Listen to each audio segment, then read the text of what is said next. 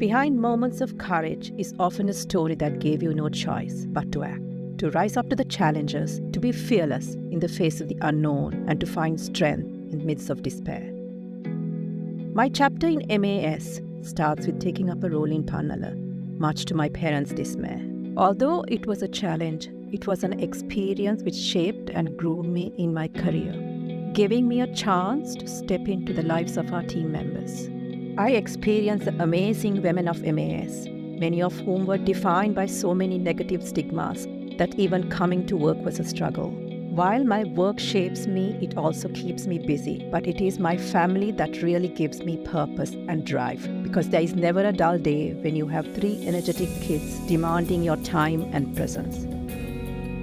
But I also value me time where I can switch off and be at peace and sit in with my thoughts. For me, this most often happens when I'm in my garden, which has become my sanctuary of sorts, to unwind and just be present in the moment. MAS has always enabled me to create my own story. The organization and the many people I have met through the years have been mentors and great source of strength and inspiration. I had the space for trial and error to observe, understand, and reflect that inspires me to create the changes I desire, while also making many wonderful friendships in between. Sometimes, when trial sweeps in like storms, you also learn to find an anchor in the midst of chaos. And 2004 was just that kind of year for me. The tsunami ravaged our nation, and the 2 plants I managed were right in the middle of that chaos. As a leader, I had an enormous responsibility to lead a team through something so unprecedented. At that time, for months, we battled anxiety and fatigue, searching for our employees until we accounted for all of them. At the same time, my mother was battling cancer, and I had no choice but to step up and take care of her. My life was constantly switching between hospital visits to shelters to running the plant HR, which took a toll on my spirit.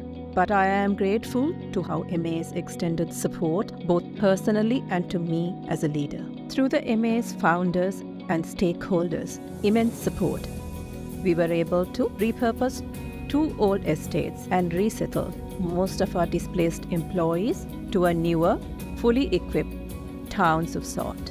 Today, the work I do has become a big part of who I am. In many ways, it has shown me the importance of being strong yet humble, ambitious but empathetic, assertive but kind. And like any equation in life, striking a balance only comes from prioritizing what's important to you. To me, it's my children, especially last year, showed me that when life knocks you down overnight and you have no place to call home, you don't have the luxury to mourn, hate, or even have self-pity. I looked at my kids and I knew there was only one thing to do, which was to get up, rebuild, and rebirth a new life by only focusing on the track ahead of me and running. I take such lessons with me while I continue to lead the change at home and at work at MAS. We at MAS are part of a legacy of nurturing changemakers who challenge the status quo and look beyond what is seen. This comes from a deep sense of courage, a courage that prompts me to show up for myself, for my family, my friends, and the community despite the situation.